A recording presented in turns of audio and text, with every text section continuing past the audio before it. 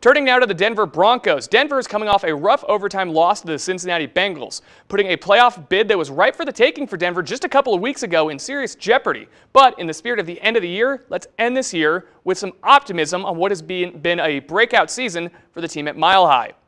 Just a quick reminder, Denver is also still very much in the driver's seat to clinch that final spot in the AFC for the playoffs, something the Broncos haven't done since 2015. It's still win and you're in for the Broncos. Pretty simple, except the team that they need to beat, that's their bitter rival and the reigning Super Bowl champs, the Kansas City Chiefs. Kansas City has already clinched the #1 overall seed in the AFC, and they almost certainly will be benching many of their key contributors. But Kansas City would still like nothing more likely than to knock out their rivals in Denver. If Denver cannot handle their business themselves, then Broncos country becomes massive Pittsburgh Steelers and New York Jets fans. If those two beat the Cincinnati Bengals and Miami Dolphins, Denver still clinches the wild card outright, even with a loss.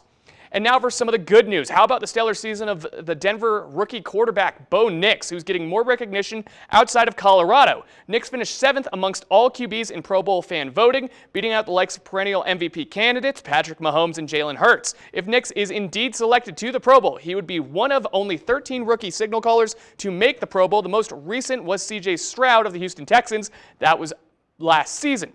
14 Broncos players finished the fan vote in the top 10 for their position.